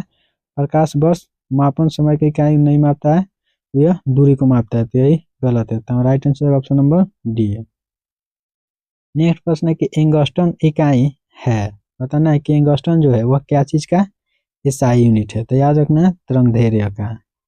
नेक्स्ट उसके बाद प्रश्न है कि एक हॉर्स पावर में कितने होते हैं। बताना है कि एक हॉर्स पावर में कितना वाट होता है, तो 6746 वाट होता है। नेक्स्ट उसके बाद प्रश्न है कि सूची ए को सूची 2 के साथ सुमिलित करें। ठीक है, बताना है कि इसमें से कौन सा सही सुमिलित है। तो याद रखना है इस उच्च वेग जो हो जाएगा मैक हो जाएगा। फिर यहाँ पे याद रखना है दुशाका के तरंग दैर्घ्य का एंगस्ट्रॉम हो जाएगा। और दाब के सही मतलब पास्कल हो जाएगा। ऊर्जा के सही मतलब जूल हो जाएगा। नेक्स्ट उसके बाद हम देखेंगे कि जूल ऊर्जा से उसी तरह संबंधित है जैसे पास्कल है। याद रखना पास जूल ऊर्जा के सही मतलब जूल होता है, तो बताना है पास्कल जो है वह क्या चीज के सही मतलब होता है, तो दाब के मतलब दबाव के। नेक्स्ट प्रश्न है कि 1 माइक्रोन बराबर है। बताना है कि 1 माइक्रोन के बराबर क्या होता है। याद रखना है 1/1000 मिलीलीटर होता है। नेक्स्ट उसके बाद हम देखेंगे कि 1 माइक्रोन लंबाई प्रदर्शित करता है। बताना है कि 1 माइक्रोन लंबाई जो है वह क्या चीज को प्रदर्शित करता है, तो याद रखना है 10⁻⁴ सेंटीमीटर को 1 माइक्रोन लंबाई प्रदर्शित करता है। उसके बाद हम देखेंगे यहाँ पर 37वां प्रश्न कि निम्नलिखित में से कौन एक सुमेलित नहीं है। तो याद रखना है डेसिबल जो होता है ध्वनि की प्रबलता की इकाई होता है, बिल्कुल सही बात है। अश्व शक्ति जो होता है शक्ति का इकाई होता है, ये भी सही है। समुद्री मील जो होता है नौ संचार में दूरी को मापता है, ये भी सही है। कैल्शियम जो है ऊष्मा का इकाई है, ये बात गलत है। तो हम राइट आंसर हो जाएगा ऑप्शन नंबर डी। नेक्स्ट उसके बाद है कि निम्नलिखित में से कौन सा एक ऊष्मा की इकाई नहीं है। बताना है कि इसमें से कौन ऊष्मा की इकाई नहीं है। तो वाट जो है ऊष्मा का एसआई मात्रक नहीं होता है। कैलोरी भी होता है, किलो जूल भी होता है और किलो कैलोरी भी होता है। तो हमारा right answer option number D. Next उसके बाद यहाँ पे प्रश्न है कि 1 किलोमीटर दूरी का तात्पर्य है। बताना है कि 1 किलोमीटर दूरी बराबर क्या होता है। तो याद रखना है 1 किलोमीटर बराबर होता है 1000 मीटर। नेक्स्ट उसके बाद प्रश्न है यहाँ पे कि 1 पिकोग्राम बराबर होता है। बताना है कि 1 पिकोग्राम बराबर क्या होता है। तो 10⁻⁻ग्राम जो होता है 1 पिकोग्राम के बराबर होता है।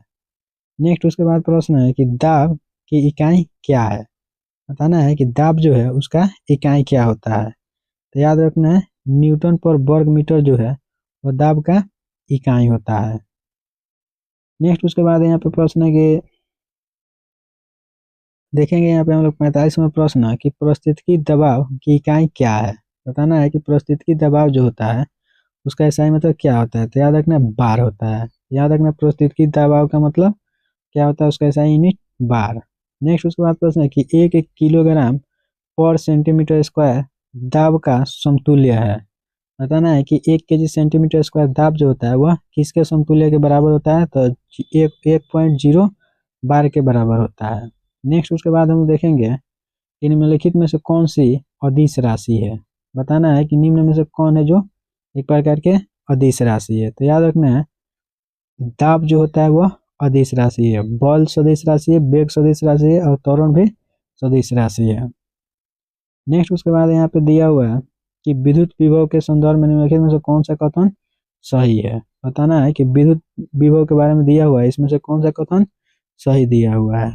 ठीक है, तो विद्युत विभव जो होता है वह एक अदिश राशि होता है, ये बिल्कुल सही बात है। सदिश राशि नहीं होता है, तो हमारा राइट आंसर हो जाएगा पहला है।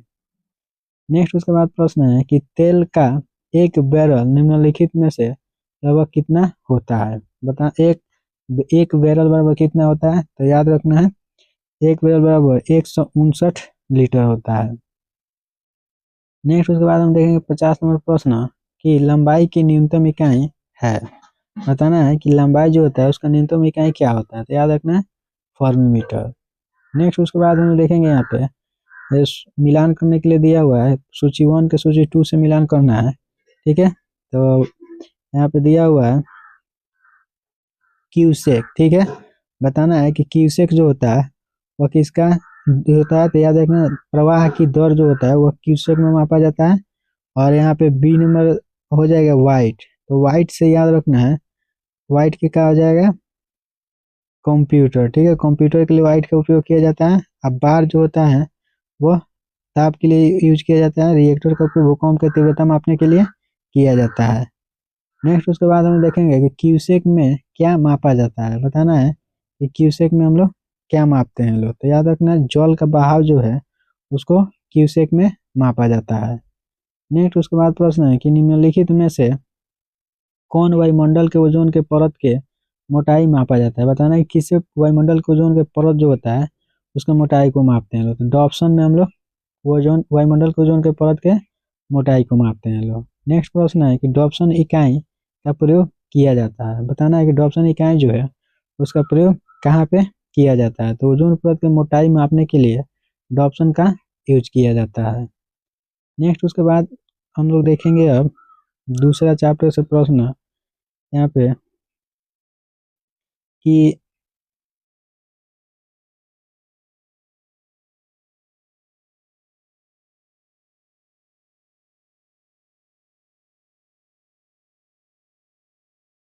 यहाँ पे प्रश्न दिया है, न्यूटन के गति का पहला नियम जाना जाता है।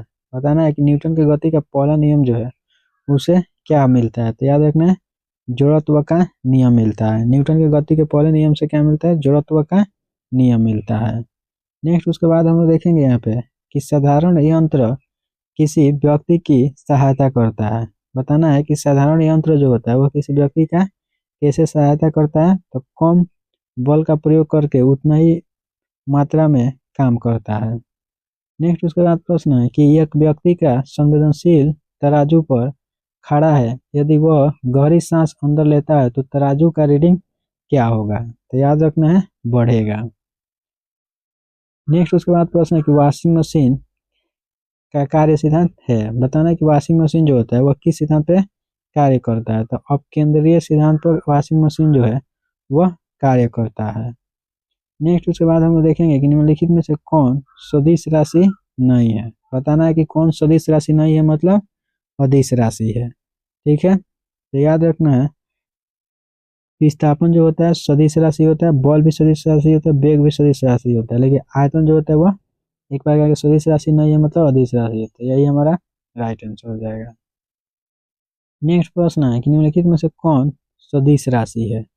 बताना है कि सदिश राशि जो है इसमें से कौन है, तो याद रखना है संवेग होगा कि ऊर्जा होगा कि दाब होगा कि कार्य होगा, तो याद रखना है संवेग जो होता है वह एक प्रकार के सदिश राशि होता है, बाकी ऊर्जा दाब और कार्य अदिश राशि होता है।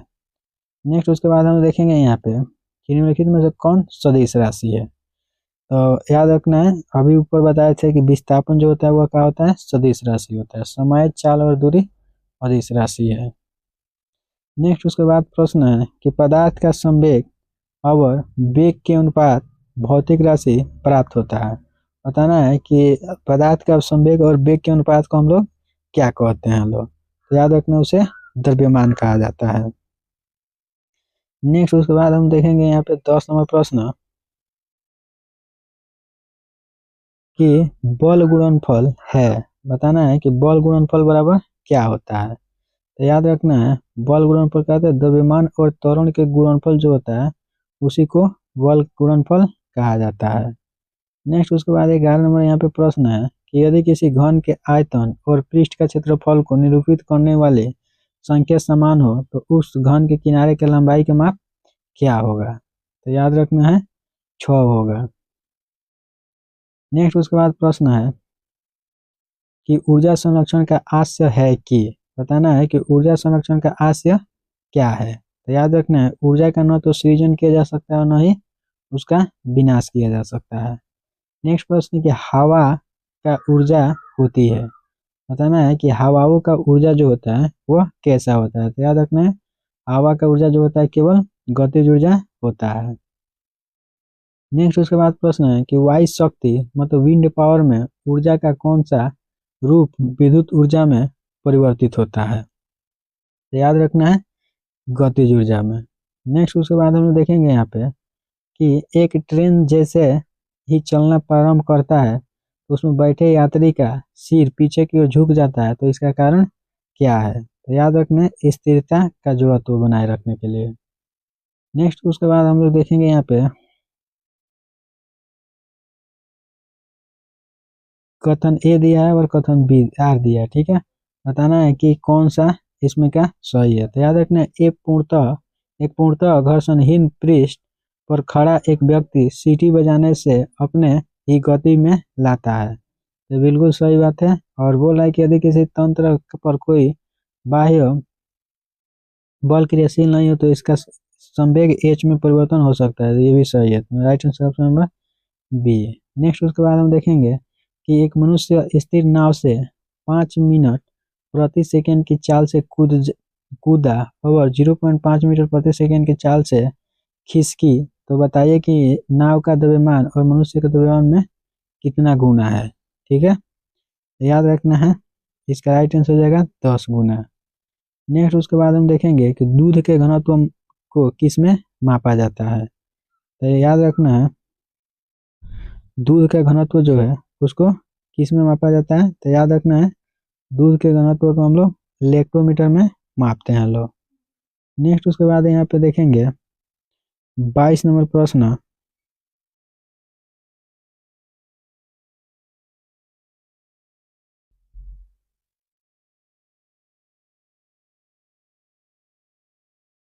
बाईस नंबर प्रश्न यहाँ पे दिया है कि हवा में आर्द्रता मापने के लिए कौन सा उपकरण का प्रयोग किया जाता है। याद रखना है कि हवा में आर्द्रता मापने के लिए हम लोग हाइग्रोमीटर का उपयोग करते हैं लोग।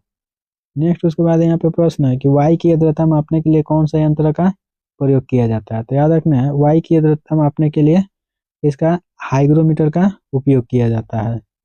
नेक्स्ट उसके बाद प्रश्न है कि हाइग्रोमीटर से मापा जाता है। बताना है कि हाइग्रोमीटर से हम लोग क्या मापते हैं लोग। तो याद रखना आर्द्रता को हाइग्रोमीटर से मापा जाता है। नेक्स्ट उसके बाद प्रश्न है कि आर्द्रता किस उपकरण से मापी जाती है। बताना है कि आर्द्रता जो है वो किस उपकरण से मापते हैं लोग। तो याद रखना है आर्द्रता को हम लोग हाइग्रोमीटर से मापते हैं लोग। नेक्स्ट क्वेश्चन निम्नलिखित में से कौन सा सही सुमेलित है। बताना है कि इसमें से कौन सही सुमेलित है। तो यहाँ पे थर्मो रेस्टिटर जो है इलेक्ट्रॉनिक थर्मोमीटर को मापने के लिए किया जाता है, बिल्कुल सही है। संधारित्र का प्रयोग थर्मोमीटर के लिए किया जाता है, गलत है। इस भी नहीं किया जाता है, ये भी नहीं किया जाता। तो right answer option number A है। उसके बाद हम देखेंगे यहाँ पे कि सूची 1 को सूची 2 से मिलान करना है, ठीक है। तो यहाँ पे दिया हुआ है स्टेटोस्कोप। तो हृदय के ध्वनि सुनने के लिए इसका यूज किया जाता है। उसके बाद यहाँ पे दिया है सिफगोनोमीटर, तो रक्तचाप को मापने के लिए इसका उपयोग करते हैं लोग। और नेक्स्ट वहाँ पे दिया हुआ है केरोटोमीटर। तो केरोटोमीटर से सोना की शुद्धता मापा जाता है। तो लक्स मीटर हो जाएगा पदार्थ की तीव्रता। नेक्स्ट है कि रक्तदाब मापने का यंत्र है। बताना है कि रक्तदाब से हम लोग क्या मापते हैं लोग। तो याद रखना है रक्तदाब को मापने के यंत्र क्या है। तो सिर्फ गैनोमीटर से हम लोग रक्तदाब मतलब बीपी मापते हैं लोग। नेक्स्ट है कि निम्नलिखित में से किसे 1500 डिग्री सेल्सियस से अधिक तापमान का प्रयोग लाया जा सकता है। तो याद रखना है पायरोमीटर का उपयोग कर सकते हैं। नेक्स्ट है कि पदार्थ की तीव्रता मापने के लिए जिस उपकरण का उपयोग किया जाता है उसे कहते हैं। तो याद रखना है उसे हम लोग लक्स मीटर कहते हैं लोग। नेक्स्ट उसके बाद प्रश्न है कि रडार उपयोग में आता है। बताना है कि रडार का उपयोग जो है इसलिए किया जाता है। तो रेडियो तरंगों द्वारा वस्तुओं की स्थिति ज्ञात करने के लिए रडार का उपयोग किया जाता है।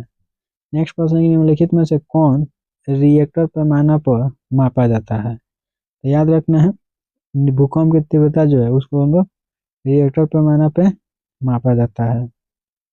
उसके बाद याद रखना है यहाँ पे भूकंप की तीव्रता को किस में मापा जाता है। तो याद रखना है भूकंप की तीव्रता को रिएक्टर पैमाना पर मापा जाता है।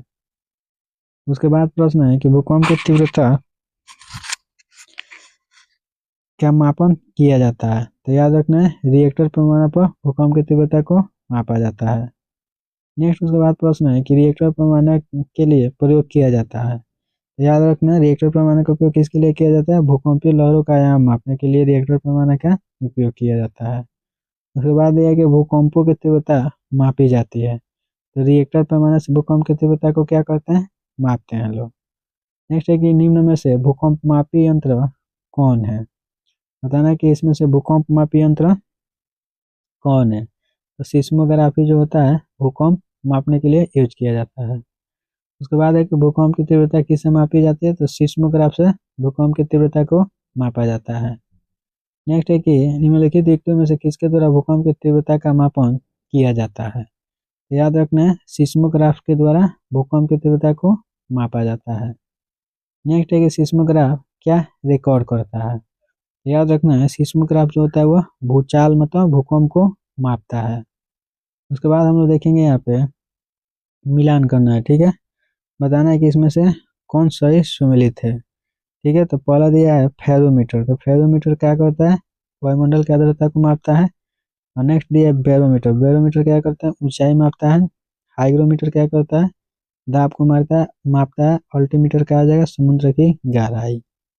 नेक्स्ट उसके बाद यहाँ पे हम लोग प्रश्न देखेंगे फेरोमीटर का उपयोग किसके मापने के लिए किया जाता है। तो याद रखना फेरोमीटर जो होता है उसका उपयोग हम लोग किस लिए करते हैं लोग, तो समुद्र की गहराई मापने के लिए फेरोमीटर का यूज किया जाता है।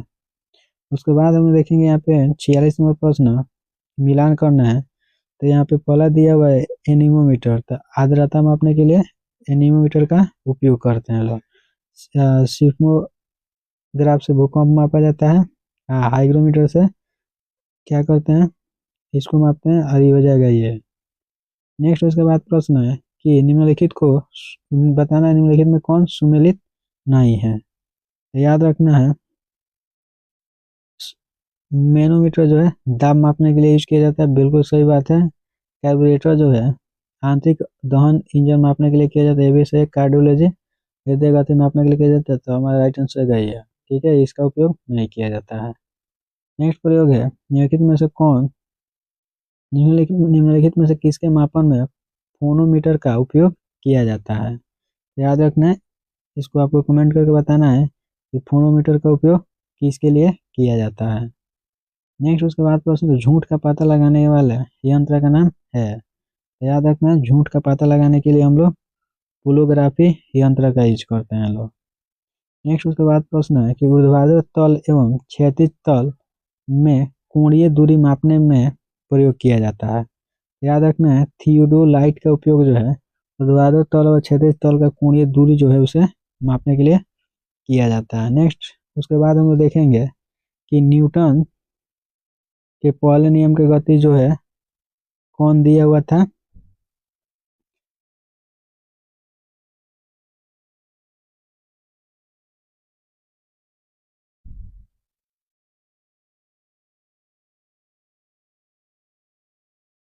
ये सब देख चुके हैं हम लोग।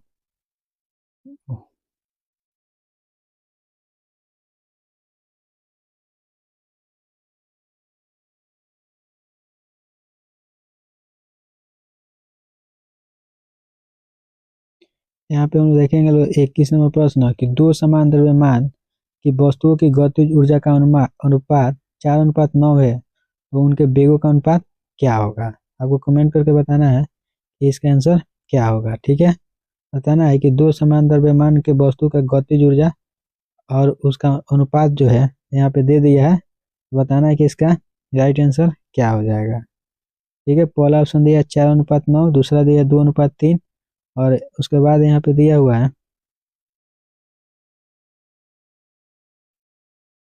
√2:3। ठीक है, बताना है कि इसका आंसर क्या होगा।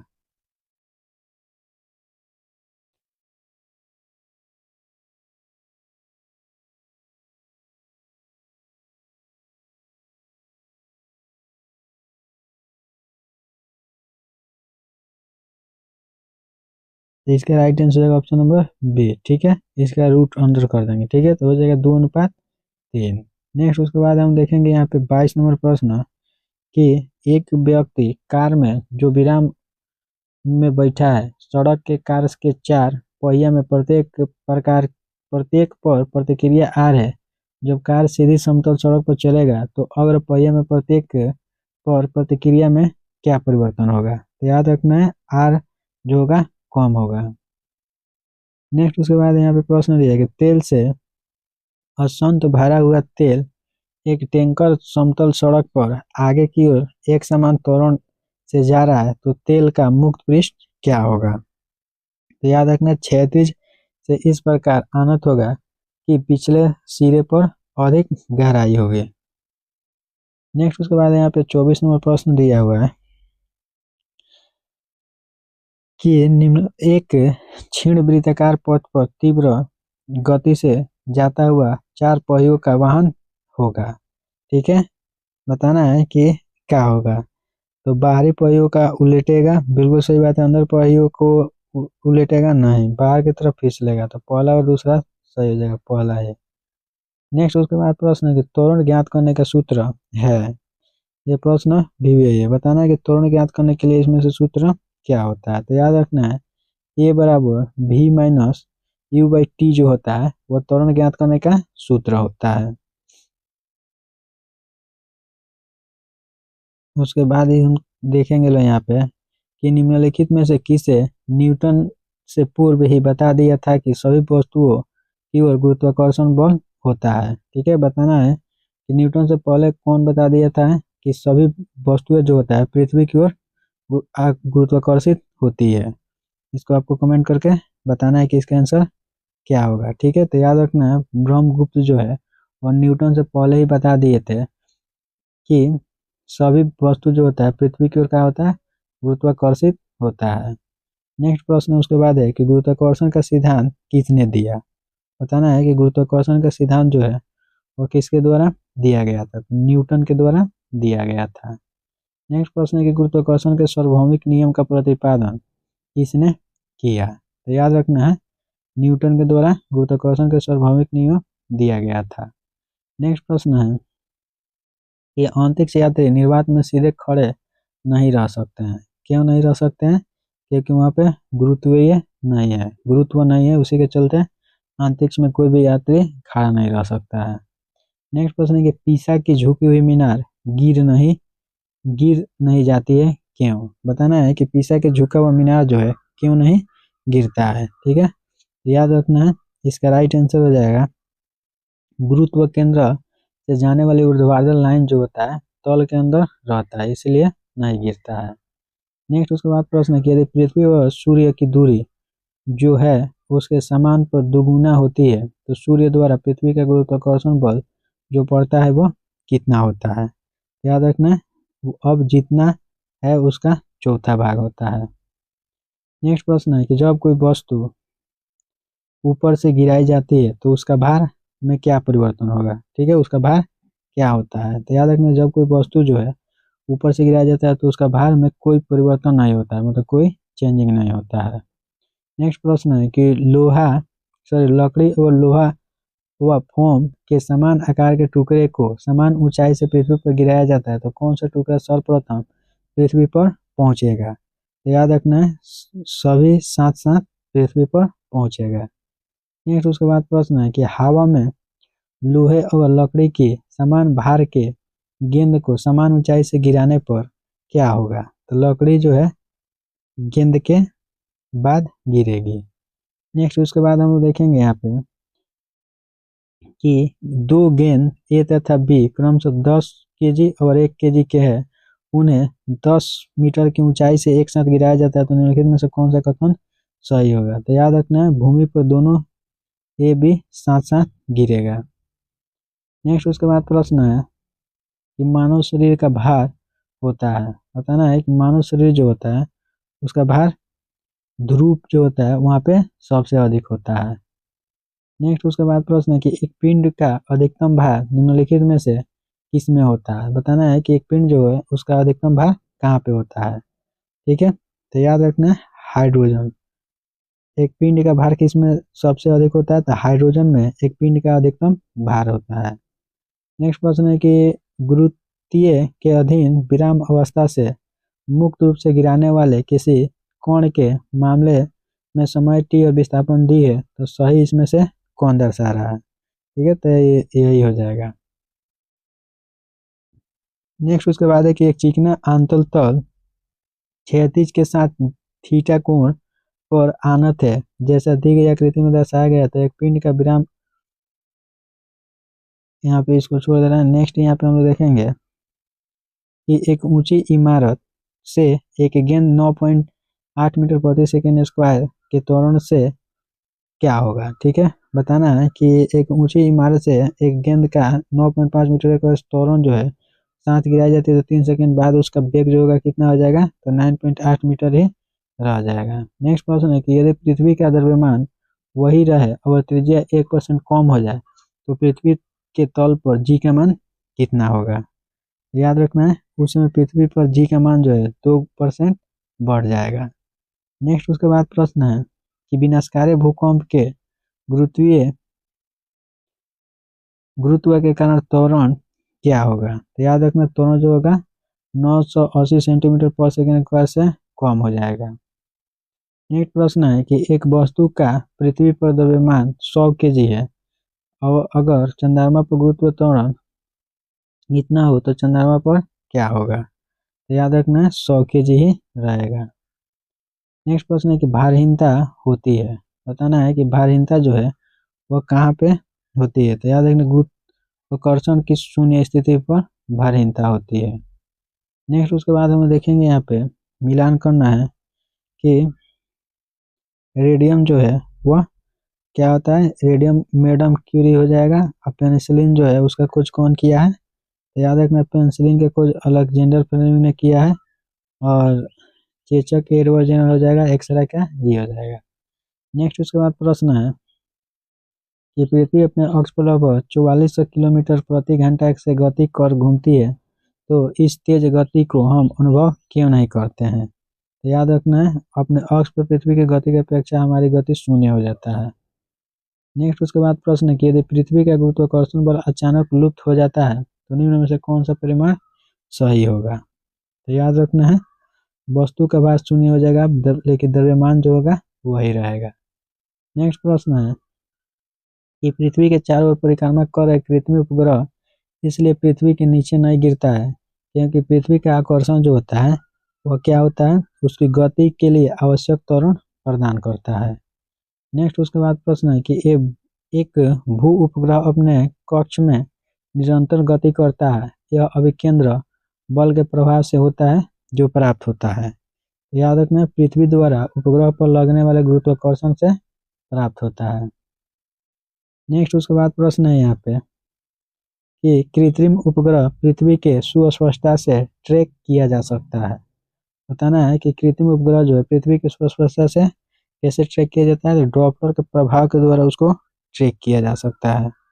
नेक्स्ट उसके बाद हम देखेंगे यहाँ पे 29 नंबर प्रश्न कि अपने अक्ष में एक उपग्रह पृथ्वी का चक्कर लगाता रहता है, वह ऐसा निम्न कारण से करता है। तो याद रखना है वह किसके वजह से संभव हो पाता है? तो याद रखना है वह केंद्रमुखी बल के कारण वह संभव हो पाता है।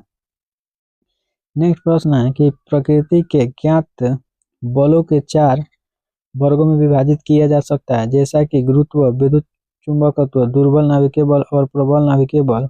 इस संदर्भ में निम्नलिखित में से कौन सा कथन सही नहीं है? ये गुरुत्व के चारों में सबसे प्रबल है, ये बात गलत है, यही सही है। नेक्स्ट उसके बाद प्रश्न है कि किसी लिफ्ट में बैठे हुए एक व्यक्ति को अपना भार कब अधिक मालूम पड़ेगा? तो याद रखना, जब लिफ्ट त्वरित गति से ऊपर जाएगा तो उसका भार जो है अधिक मालूम पड़ेगा। नेक्स्ट प्रश्न है कि लोलक की कार्यावधि होता है, बताना है लोलक जो होता है उसका कार्यावधि कितना होता है? तो याद रखना, लंबाई के ऊपर जो होता है लोलक की कार्यावधि निर्भर करता है। नेक्स्ट है कि लोलक घड़ियां गर्मी में सुस्त हो जाती है, क्यों? बताना है कि लोलक घड़ियां जो होता है गर्मी के दिनों में क्यों सुस्त हो जाती है? तो लोलक की लंबाई जो होता है वह गर्मी में बढ़ जाता है। नेक्स्ट प्रश्न है कि एक लड़की झूले पर बैठी स्थिति में झूला झूल रही है, तो उस लड़की के खड़े हो जाने पे उसका आवर्तकाल क्या होगा? तो याद रखना है, कम हो जाएगा। नेक्स्ट उसके बाद हम देखेंगे यहाँ पे प्रश्न कि निम्नलिखित कथनों पर विचार करें। बताना है कि इसमें से कौन सा कथन जो है वह सही है। ठीक है, पहला यहाँ पे दिया है कि जब गोला मध्य स्थान से गुजरा जाता है तो शून्य हो जाता है। बिल्कुल सही बात है। और अपवर्तन में गोलक 2 बार किसी निकटवर्ती वेग को प्रदान करता है, भी सही बात है। गोलक के दौरान दोलन के दौरान जब गोला चरम स्थिति पर पहुंच जाता है तो उसके गति तथा त्वरण दोनों शून्य हो जाते हैं। ये भी सही बात है। हमारा राइट आंसर हो जाएगा 1 2 3। नेक्स्ट है कि पेंडुलम घड़ी तीव्र गति से चल सकती है। बताना है कि पेंडुलम घड़ी जो होता है कब तीव्र गति से चलती है। तो याद रखना है, शीतकाल में पेंडुलम घड़ी जो होता है वह तीव्र गति से चलता है। नेक्स्ट प्रश्न कि पृथ्वी का पलायन वेग होता है। बताना है कि पृथ्वी का पलायन वेग जो होता है वह क्या होता है। तो याद रखना है 11.2 किलोमीटर प्रति सेकेंड जो होता है पृथ्वी का पलायन वेग होता है। अगर किसी वस्तु को इसके तेज स्पीड से फेंका जाए तो वह पृथ्वी पर दोबारा नहीं आएगा। नेक्स्ट है कि चंद्रमा पर वायुमंडल नहीं होने का कारण है। बताना है कि चंद्रमा पर वायुमंडल नहीं होने का कारण क्या है। तो याद रखना है, इस पर गैस अणुओं का पलायन वेग उसके वर्ग मध्य मूल वेग से कम होता है।